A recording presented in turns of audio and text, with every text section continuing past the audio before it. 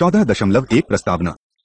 Green peas अंतर्राष्ट्रीय पर्यावरण संगठन अलास्का में संयुक्त राज्य अमेरिका द्वारा परमाणु आयुधों के परीक्षण के विरोध में अहिंसक सीधी कार्रवाई अभियान के दौरान सन 1968 में बनाया गया था। यह संभवतः उन बहुत से पर्यावरण संगठनों में सबसे अधिक सफल रहा है जिन्होंने अहिंसक कार्रवाई का प्रयोग किया। निस्संदेह यह सबसे पहलों में एक और दार्शनिक आधार, स्पष्ट रणनीतिक अभिकल्पना, वैज्ञानिक अनुसंधान, राजनीतिक और विधिक अनुसंधान और मत समर्थन, साहसपूर्ण सीधी कार्रवाई और संचार माध्यम के बुद्धिमत्तापूर्ण प्रयोग का सम्मिश्रण करने वाला यह पहलों में एक था। इसने दोनों स्वयं संगठन के लिए और उस पर्यावरण के लिए जिसके लिए इसने बचाने का प्रयास किया है, और भारी लाभ हुए हैं। मूल ग्रीनपीस संगठन का मुख्य दर्शन ग्रह पृथ्वी के लिए अहिंसक सीधी कार्रवाई था। यह प्रेरणादायक संकल्पना थी और इसने एक आंदोलन को जन्म दिया। ग्रीनपीस ने सीधी कार्रवाई करने की इच्छा और महत्वपूर्ण पर्यावरण मुद्दे पर समझौता न करने की अपनी प्रवृत्ति के कारण अंतर्राष्ट्रीय पर्यावरण आंदोलन में अनूठी भूमिका अर्जित की है। ग्रीनपीस विश्वव्यापी महत्वपूर्ण मुद्दों पर कार्य करता है। यह अधिक मुख्य धारा की प्रकृति और वन्य जीवन संरक्षण समूहों के समान नहीं है, इस अर्थ में कि यह कंपनियों और सरकारी व्यवहार परिवर्तन करने की संघर्षात्मक युक्तियों का प्रयोग करता है। ग्रीनपीस स्थानीय सदस्यता वाला समूह नहीं है। यद्यपि इसके विषाक्त ऊर्जा और जेनेरिक इंजीनियरिंग अभियान विश्व भर में समुदायों में पर्यावरण संबंधी सक्रियतावाद बढ़ाने के लिए निम्नतम ग्रासरूट्स स्तरों पर लगातार कार्य करते हैं। यद्यपि ग्रीनपीस स्वघोषित सीधा कार्रवाई करने वाला समूह है, अहिंसा के प्रति उसकी वचनबद्धता संपत्ति को क्षति पहुंचाने वाली युक्तियों का प्रयोग रोकता है। ग्रीनपीस दलगत राजनीति में भाग नहीं लेता है या राजनीतिक उम्मीदवारों का समर्थन नहीं करता है, परंतु यह सरकारों से लॉबी करता है और मानव स्वास्थ्य तथा पर्यावरण की अभिरक्षा करने के लिए कठोर कानून अपनाने में असफलता के लिए उन्हें उत्तरदायी मानता है। लक्ष्य और उद्देश्य। इस इकाई का अध्ययन करने के बाद आप ग्रीनपीस आंदोलन की संकल्पना और मिशन के बारे में समझ सकेंगे।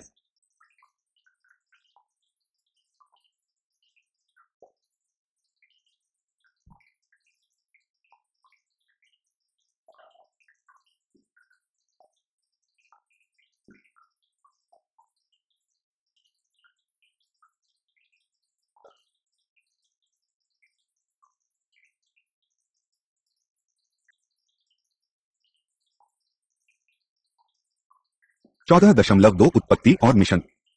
उत्पत्ति। ग्रीनपीस पर्यावरण की रक्षा और संरक्षण के लिए गैर सरकारी संगठनों का एक अंतर्राष्ट्रीय समूह है। ग्रीनपीस अपने उद्देश्य प्राप्त करने के लिए सीधी कार्रवाई करता है और पक्ष जुटाव और अनुसंधान का उपयोग करता है। ग्रीनपीस की उपस्थिति विश्व भर में है।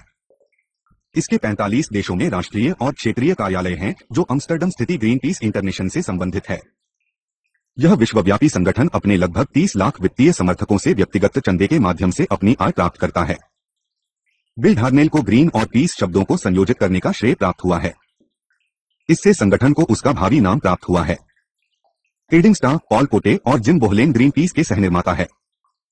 ग्रीनपीस की उत्पत्ति अहिंसक कार्रवाई में हुई है। अक्टूबर 1969 में नई बनाई गई डोंट मेक अ वेव समिति ने चर्चा की उसकी गति कैसे बनाए रखी जाए जो दोनों युद्ध और परमाणु था। अंकिटका द्वीप, अलास्का में संयुक्त राज्य अमेरिका द्वारा भूमिगत परमाणु परीक्षण के संदर्भ में अमेरिकी मेरी बोहलेन, जो अपने पति जिम के साथ सिएरा क्लब के ब्रिटिश कोलंबिया चैप्टर के संस्थापकों में से एक थी, ने अंकिटका तक नाव से जाने और उसे बम स्थल के समीप बांधने का सुझाव दिया। बाद की एक बैठक में अमेरिकी क्वेकर किर्निंग स्टो अपने पूर्ववत शांति चिन्ह के साथ बैठक से चला गया। कनाडियन बिल डार्नेल ने कहा, make it a Greenpeace. Jim Bohlen ने कहा कि यदि उन्हें कभी भी कोई नाव मिली तो उसका नाम ग्रीन पीस रख सकते हैं।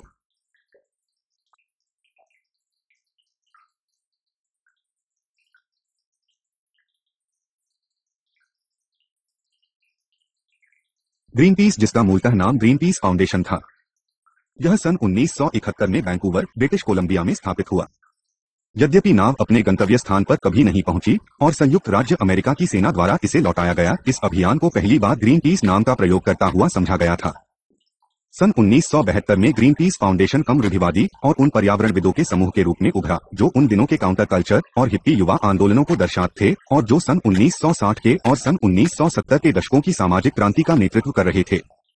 सामाजिक और सांस्कृतिक पृष्ठभूमि जिससे ग्रीनपीस उत्पन्न हुआ, वे एक ऐसे दौर का आरंभ किया जिसमें पुराने विषय के पूर्ववृत्त से हटकर सामाजिक, पर्यावरणीय और राजनीतिक व्यवहार की नई संहिता बनाने का प्रयास किया गया। संगठन का फोकस बाद में परमाणु विरोध से हटकर अन्य पर्यावरण संबंधी मुद्दों पर आ गया था, जैसे हवेल मछली का विकार, तल जल मछली मारना, ग्लोबल वार्मिंग, परमाणु बिजली और आनुबंधिक रूप से संशोधित जीवों पर निबंध। ग्रीन पीस एक स्वतंत्र विश्वव्यापी अभियान संगठन है जो मनोवृत्ति और व्यवहार को परिवर्तन करने के लिए पर्यावरण रक्षा और संरक्षण तथा शांति प्रोत्साहित करने का कार्य करता है। वे निम्न प्रकार है। 1. हमारे ग्रह के सम्मुख संकट संख्या 1 अर्थात जलवायु परिवर्तन का समाधान करने के लिए ऊर्जा क्रांति का उत्प्रेरण।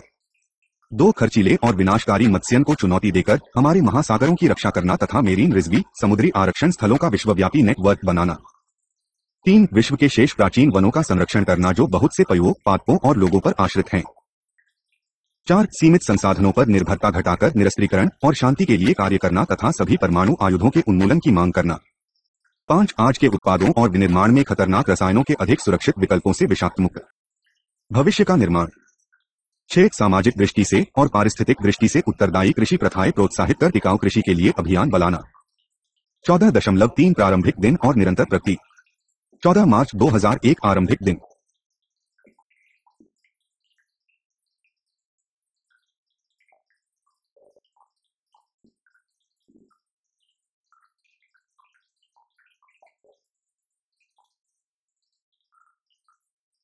चौदह मार्च 2001 आरंभिक दिन।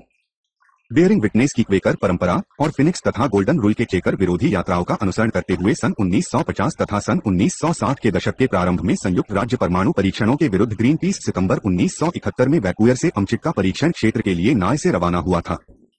यद्यपि विरोध किए जाने वाला पहला परमाणु परीक्षण रह हो गया था और दूसरा जहाज के पहुंचने से पहले ही हो गया था, यात्रा ने उस पैटर्न में जनसंचार माध्यमों का ध्यान आकर्षित किया जो बहुत से मुद्दों पर ग्रीन पीस के लिए अच्छे साबित होने वाले थे। दूसरी यात्रा के कुछ समय बाद संयुक्त राज्य अमेरिका की रोना ने परमाणु परीक्षण के लिए अलास्का क्षेत्र का प्रयोग करना बंद कर दिया।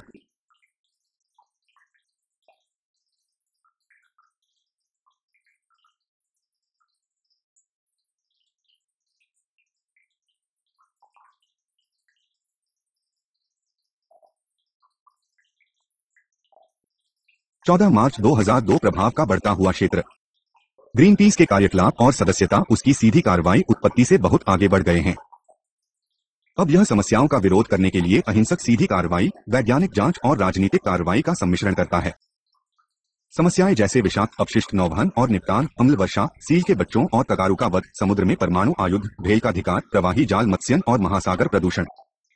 सन 1978 तक वैंकूवर सन के अनुसार ग्रीन पीस की सक्रिय सदस्यता 8000 थी और विश्व भर में 13 बहुत सक्रिय शाखाएं और यदाकदा सुने जाने वाले 28 शाखाएं थी।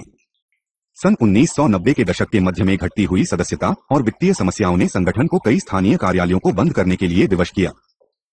14.4 अन्य अभियान। सन 1975 में वैंकूवर आधारित ग्रीन पीस संस्थापन ने भेल का शिकार करने के विरोध में अभियान आरंभ किया जिसने मेंडोसिनो, कैलिफोर्निया से दूर समुद्र में सोवियत हवेल विकारियों का सामना किया।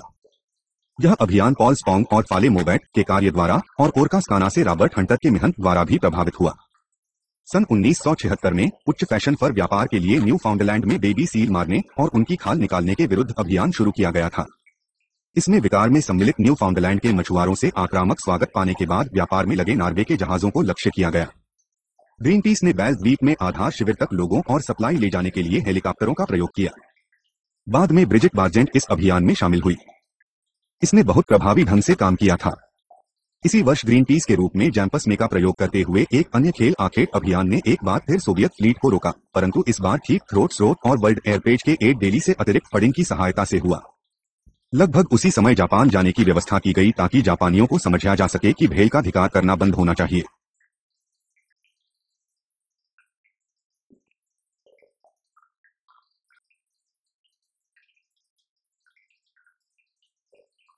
सन 1970 के दशक के अंत तक ऐसे विश्वव्यापी विस्तार से प्रेरित जिसे रॉबर्ट हंटर ने माइंड बम कहा था, जिसने गहरे सागर पर संघर्ष की छवि ने विस्तृत और जटिल मुद्दों को अधिक मीडिया से मैत्रीपूर्ण डेविड बनाम गोलियाथ स्टाइल कथनों में परिवर्तित किया। उत्तरी अमेरिका, यूरोप, न्यूजीलैंड और ऑस्ट्रेलिया के करीब 20 समूहों ने ग्रीन पीस नाम अपनाया। सन 1970 के दशक के मध्य में संगठन के कार्यकलापों का विस्तार हो गया क्योंकि इसने अधिक से अधिक विशिष्ट पर्यावरण संबंधी मुद्दे अपनाए थे। इनमें से पहला भेल का शिकार करने के विरुद्ध आंदोलन था। उन्होंने शयों को रखने की सीधी कार्रवाई वैज्ञानिक अनुसंधान का सम्मिश्रण करते हुए ग्रीन पीस वे सोवियत तथा जापानी भेल विकारी फ्लीटों और भेलों के बीच जहाजों के संयोजन से भेलों के विकार करने का मुद्दा जनता के सामने रखा और प्रकाशित उनकी सीधी कार्रवाइयों की उनकी प्रभावशाली फोटोग्राफी को समाचार मीडिया में व्यापक रूप से प्रयुक्त किया गया था। यह संयोजन ग्रीन पीस कार्य का ट्रेडमार्क बन गया, सार्वजनिक दृष्टि के लिए जो इतना स्पष्ट नहीं था और जो ग्रीन पीस के प्रचार में इतनी स्पष्टता से आगे नहीं आता है। यह है कि यह प्रचार दृष्टव्य कार्रवाई कम दृष्टव्य के साथ परंतु अति महत्वपूर्ण ग्रीन पीस वकीलों और वैज्ञानिकों के वह कार्य थे जो वे अंतर्राष्ट्रीय खेल विकार आयोग से पक्ष जुटाव के लिए कर रहे थे। बहुत कम समय में यह संयोजन आयोग में प्रतिनिधि देयों की स्थिति पर प्रभाव डालने लगा और भेल विकार पर अधिक गंभीर प्रतिबंध आयोग से आने लगे। ग्रीन पीस के अन्य प्रयासों में नॉर्वे और कनाडा से वाणिज्यिक सील्धिकारी फ्लीटों द्वारा फर के लिए कब किए जाने से न्यू फाउंडलैंड के सील पक्षों को बचाने के लिए अभियान चलाया गया, अंटार्कटिका बचाने तसे अंतर्राष्ट्रीय उद्यान में परिवर्तन के लिए अभियान और रेडियोधर्मी अपशिष्टों को महासागर में फेंकने से कई यूरोपीय देशों को रोकने के लिए अभियान है।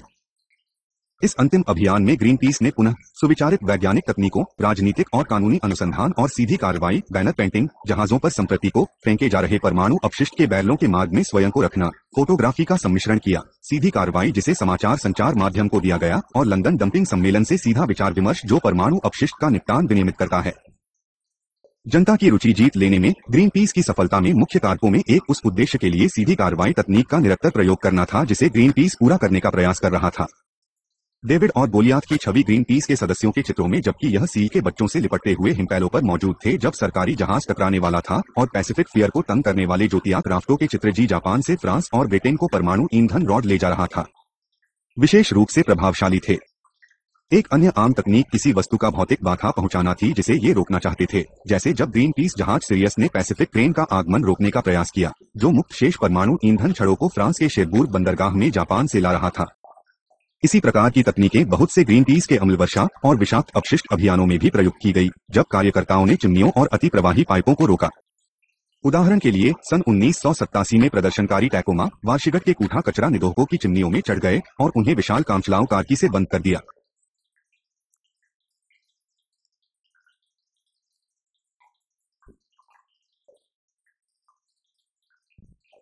ग्रीन पीस ने सदा वाद विवाद के उन पहलुओं को अनावृत करने की तकनीक का प्रयोग किया है जी गुप्त हो सकते हैं। उदाहरण के लिए भेल विकार, प्रवाही जाल मत्स्यन, सील विकार और विषाक्त अपशिष्ट प्रकार्य। ग्रीन पीस फोटो द्वारा ऐसे मुद्दों को अंतर्राष्ट्रीय समुदाय के ध्यान में लाया जो अन्यथा कभी भी दिन का प्रकाश नहीं देख सकते थे। एक अनूठा उदाहरण जो कम नाटकीय परंतु काफी प्रभावकारी था, वह एक अवसर था जो कि ग्रीन पीस सदस्य ने जनता को उसे देखने के लिए प्रस्तुत किया था जब सिएटल के मेयर का अपना कूड़ा कोट, जिस पर कुछ रात पहले छापा पड़ा था। मेयर ने शहर के दक्षिणी छोर पर, परंतु अपने पिछवाड़े में नहीं, निरोधक निर्माण की वकालत की थी। ग्रीन पीस के अंतर्राष्ट्रीय नेटवर्क ने इसे समस्याओं के भिन्न स्तरों और स्थानों के बीच संबंध बनाने में सहायता की है तथा अन्यों को भी ऐसे संबंध बनाने में सहायता करने में यहाँ समर्थ हुआ है। जब थोर यूनाइटेड किंगडम से निगम और अमेरिकी साइनामाइड संयुक्त राज्य अमेरिका का व्यापार कंपनी की ने दक्षिण अफ्रीका को विषाक्त अपशिष्ट निर्यात किया, तो ग्रीन पीस ने 1000 पहाड़ों की घाटी से नमूने लिए। खतरे पर लोगों को विकसित करने के लिए स्थानीय संगठनों के साथ काम किया और गैर कानूनी अपशिष्ट उम्म समाप्त करने तथा जल आपूर्ति समस्याएं अनावृत करने के लिए अर्थलाइफ अफ्रीका के साथ कार्य किया। अधिकांश अफ्रीका अब इसके कार्य के परिणामस्वरूप विषाक्त अपशिष्ट डंपिंग की सीमा से बाहर है। 14 अप्रैल 2001 परमाणु विरोधी अभियान।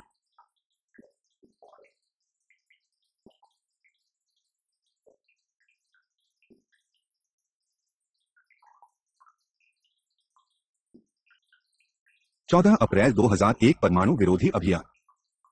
ग्रीन पीस परमाणु विरोधी अभियानों में से कुछ ही रेनबो वॉरियर की अंतिम यात्रा से अधिक प्रसिद्धि और अच्छी तरह से जाने जाते हैं, जो जहाज ऑकलैंड बंदरगाह, न्यूजीलैंड में फ्रांसीसी सरकार के एजेंटों द्वारा 10 जुलाई 1985 को डुबोया गया था जब वह मुरुरोवा एल पर फ्रांसीसी परमाणु परीक्षण के विरोध करने की यात्रा पर था। इस यात्रा ने 2 तकनीकें प्रदर्शित की हैं जो ग्रीन पीस के कार्य के लिए अभिन्न रही है। पहला, ग्रीन पीस के सदस्य परीक्षण क्षेत्र में हानि के मार्ग में अपने आप को रखकर परमाणु परीक्षण के साक्षी होंगे। दूसरा, सदस्यों ने अन्य को हानि पहुंचाने के मार्ग से दूर रखा। ऑकलैंड रुकने से पहले रेनबो वॉरियर ने 300 द्वीप वासियों के पुनर्स्थापन के लिए रोंगेलिव से मेजेस्टो तक 4 यात्राएं की। ये वे थे जिनके घर सन 1946 और सन 1958 के बीच किए गए संयुक्त राज्य अमेरिका के परमाणु परीक्षणों से रेडियोधर्मिता से संदूषित हो गए थे। रेनबो वॉरियर की तोड़फोड़ ने काफी हानि पहुंचाई जिसमें ग्रीन पीस फोटोग्राफर फर्नेंडो परेरा भी मारा गया था। उसने न्यूजीलैंड वासियों को वेलिंगटन की गलियों में नारा "आप रेनबो को नहीं डुबा सकते हैं" प्रदर्शित करने के लिए बाध्य किया और वे ग्रीन पीस के लिए धन एकत्र करने लगे। जांच पड़ताल के बाद जब यह ज्ञात हुआ कि यह फ्रांसीसी एजेंट थे जिन्होंने बमबारी की थी, तब संयुक्त राष्ट्र महासचिव ने न्यूजीलैंड और फ्रांस के बीच इसके परिणामी विवाद की मध्यस्थता की। ग्रीन पीस जिसे जनहानि, जहाज की हानि और तात्कालिक अभियान के निरसन का आघात झेलना पड़ा, इसके बावजूद उसे व्यापक प्रचार मिला जिससे उसकी सदस्यता में प्रचुर वृद्धि हुई। उदाहरण के लिए, जब सन 1989 में उसका फ्रांसीसी कार्यालय दोबारा खुला तो उसे केवल पहले वर्ष में ही 13,500 सदस्य मिले। 14.5 नई शुरुआत।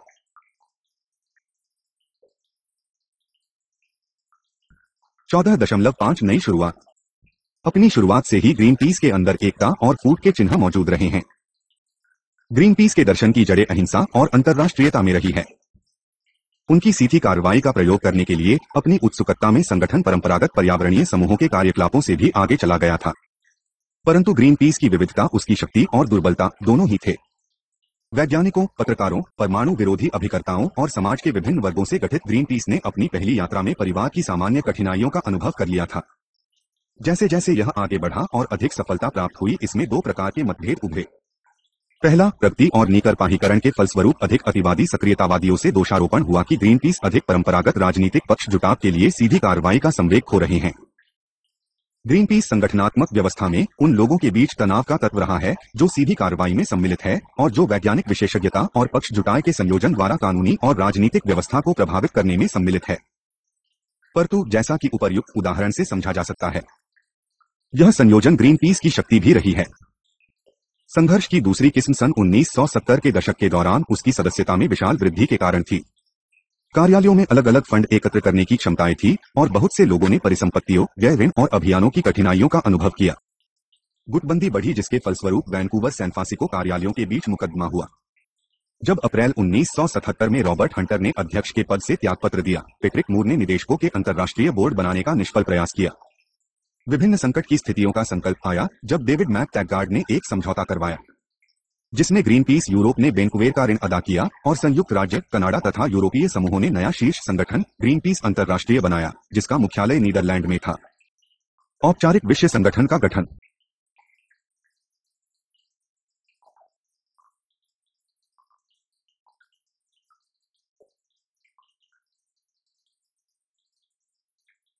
सन 1979 में वैंकूवर स्थित मूल ग्रीन पीस फाउंडेशन को वित्तीय कठिनाइयों का सामना करना पड़ा था। फंड एकत्रित करने और संगठनात्मक निर्देश पर कार्यालयों के बीच विवाद से विश्वव्यापी आंदोलन विभाजित हो गया। लेविस मैकटैगार्ड ने एक नई संरचना स्वीकार करने के लिए कनाडियाई ग्रीन पीस फाउंडेशन से पक्ष जुटाया जो एक ही विश्व संगठन के तत्वावधान में बिखरे हुए ग्रीन पीस कार्यालयों को ला सकेगा।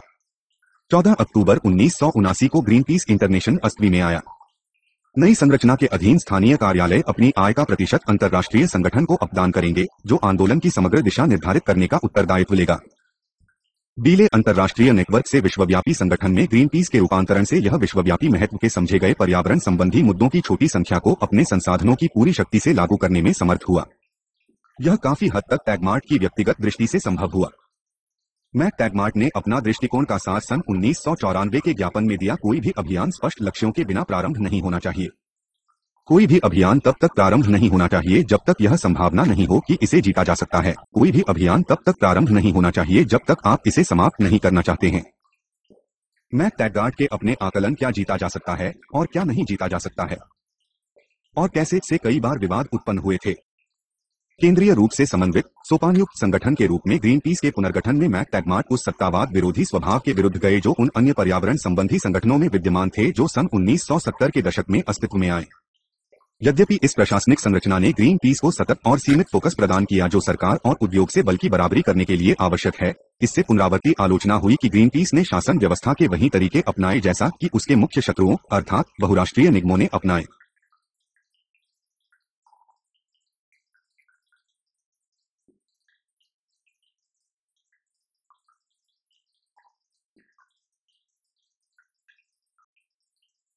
केंद्रीय रूप से समन्वित सोपानयुक्त संगठन के रूप में ग्रीन पीस के पुनर्गठन में मैकटैगमार्ट उस सत्तावाद विरोधी स्वभाव के विरुद्ध गए जो उन अन्य पर्यावरण संबंधी संगठनों में विद्यमान थे जो सन 1970 के दशक में अस्तित्व में आए।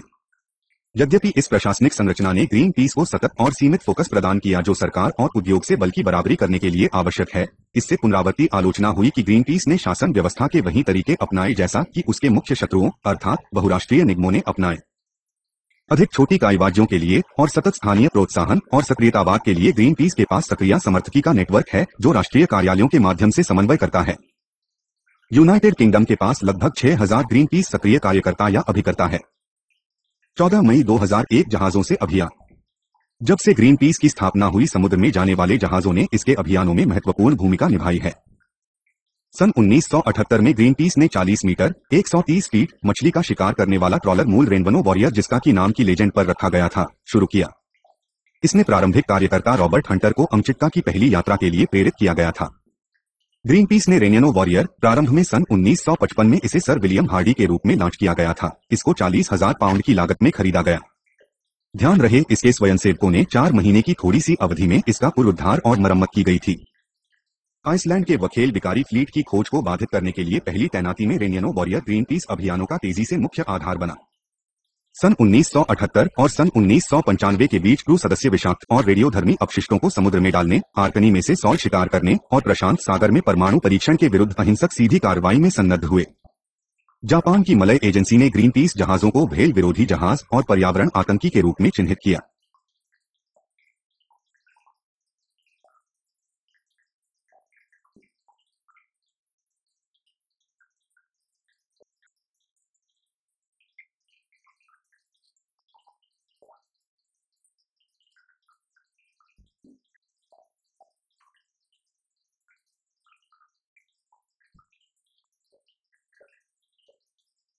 सन 1985 में रेनियनो वॉरियर ने फ्रांसीसी परमाणु परीक्षण स्थल मुरुरा एटॉल के आसपास समुद्र में प्रवेश किया। रेनबो वॉरियर तब डूबने लगा जब फ्रांसीसी सरकार ने गुप्त रूप से फ्रांसोआ मित्तरी के आदेश पर ऑकलैंड बंदरगाह में जहाज पर गुप्त रूप से बमबारी की। इसमें उच्च स्वच्छंद फोटोग्राफर फर्नेंडो परेरा मारा गया, जिसने सोचा कि पहले छोटे से विस्फोट के बाद अपनी फोटोग्राफिक सामग्री लाने के लिए नाव में जाना सुरक्षित है, परंतु दूसरे अधिक बड़े विस्फोट के फलस्वरूप वह खो गया था। आक्रमण फ्रांस के लिए एक भीषण जनसंपर्क संकट था। न्यूजीलैंड पुलिस द्वारा इसका पर्दाफाश करने के बाद फ्रांसीसी सरकार ने सन 1987 में 13 मिलियन न्यूजीलैंड डॉलर का न्यूजीलैंड को क्षतिपूर्ति का भुगतान करना स्वीकार किया और बमबारी के लिए औपचारिक रूप से क्षमा याचना भी की थी। फ्रांसीसी सरकार ने फोटोग्राफर के परिवार को भी 2.3 मिलियन पाउंड की क्षतिपूर्ति का भुगतान किया था। सन 1989 में ग्रीन पीस ने एक स्थापना जहाज को कमीशन किया। उसका नाम भी रेनबो वॉरियर रखा गया, जो आज भी ग्रीन पीस फ्लीट के फ्लैगशिप के रूप में सेवा में रहता है। सन 1996 में ग्रीन पीस जहाज एमवी सीरियस को उच्च पुलिस ने रोका जब वह अस्थायी नौचालन निषेध के उल्लंघन के कारण जनिक रूप से रूपांतरित सोयाबीन के आयात का विरोध कर रहा था, क्योंकि सीरियस ने उनके माल उतारने का विरोध किया था। जहाज न कि कप्तान को आधे घंटे बाद छोड़ दिया गया। सन 2005 में रेनबो वॉरियर द्वितीय भूग्रस्त हो गया और तुब्बाताह मिट्टी को क्षतिग्रस्त किया, जबकि यह उसकी रक्षा करने के मिशन पर था।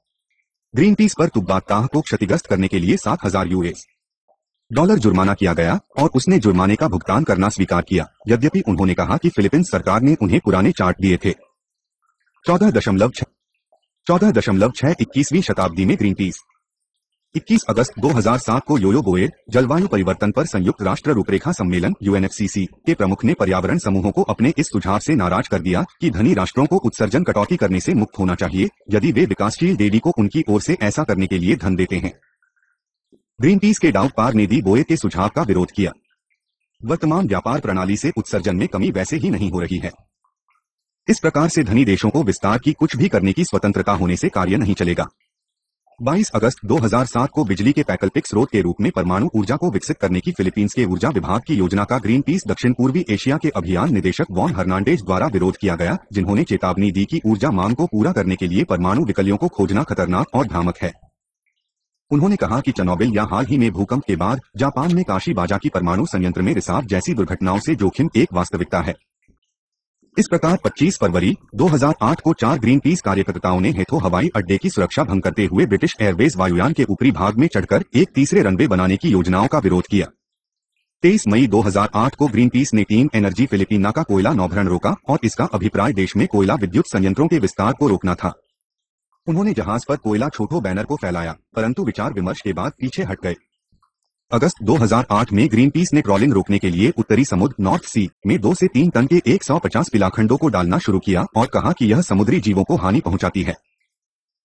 मांग की गई कि जर्मनी और यूरोपियन संघ संरक्षित क्षेत्र में भारी नेट बॉटम ट्रॉलिंग पर प्रतिबंध को क्रियान्वित करें। जर्मन मछुआरों ने कहा कि चट्टानें नायों को क्षति कर सकती है तथा मछुआरों का जीवन संकट में पड़ सकता है। फेडरेशन ऑफ फिशरमैन एसोसिएशन ने कार्रवाई के बाद ग्रीन पीस से बात करने से मना कर दिया और उसके अध्यक्ष बेन दालदेर ने वक्तव्य दिया कि हम आपराधिक संगठनों से विचार विमर्श नहीं करते हैं।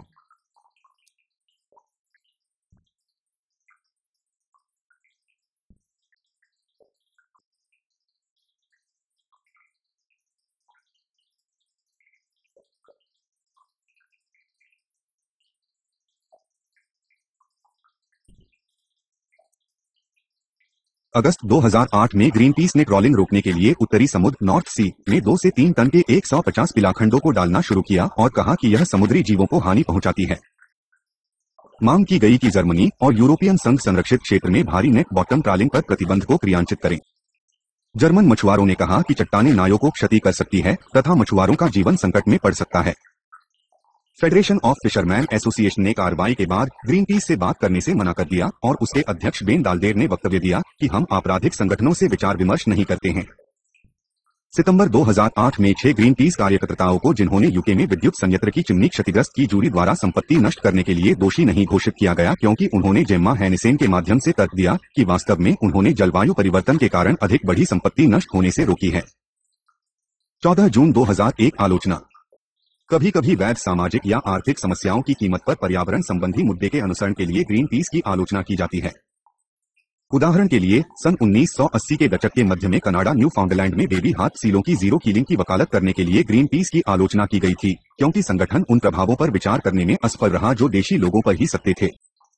सील का शिकार न केवल बहुत से न्यू फाउंडलैंड वासियों और एस्किमो के आजीविका प्रदान करती है, बल्कि यह प्रथा शिकारियों के लिए महत्वपूर्ण सांस्कृतिक अर्थ भी रखती है। इसके बाद मुद्दा ग्रीन पीस के ध्यान में लाया गया था। संगठन ने बड़ी मात्रा में सरकारी सहायता प्राप्त शिकार का विरोध करने की और आजीविका आखेट का समर्थन करने की अपनी स्थिति बनाई, क्योंकि सदियों से लोगों की उन्होंने वस्त्रों और भोजन की आवश्यकताएं पूरी करने में सहायता की।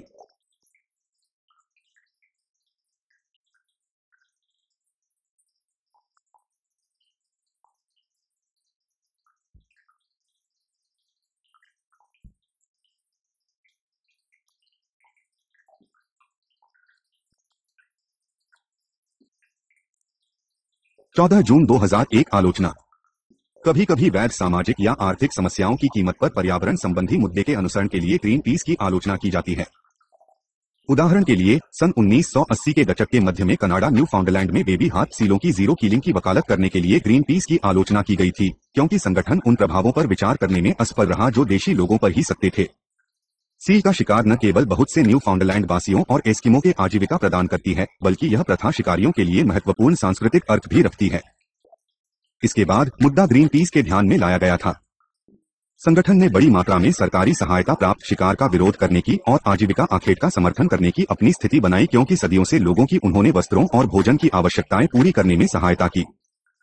सन 1984 में ग्रीन पीस की आलोचना सीबाजीगी के रसायन संयंत्र से अंटार्कटिक महासागर में विषाक्त अपशिष्ट के निस्सारण के विरुद्ध उनके अभियान के कारण आर्थिक प्रभाव और नौकरी की हानि पर विचार करने पर असफलता के लिए न्यू जर्सी के ऑयल, केमिकल और एटॉमिक वर्कर्स यूनियन ओकावो द्वारा आलोचना की गई थी।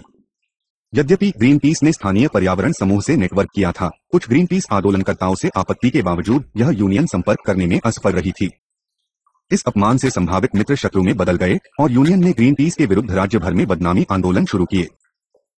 ग्रीन पीस को यूनियनों का विश्वास, सम्मान और कभी कभी सहायता प्राप्त करने से पहले प्रदूषणकारी रसायन कंपनियों के विरुद्ध अनुवर्ती अभियानों के दौरान यूनियनों के साथ कार्य करने के लिए कई वर्ष लगे थे। 14 जून 2002 प्रमुख उपलब्धियां। 14 जून 2002 प्रमुख उपलब्धियां।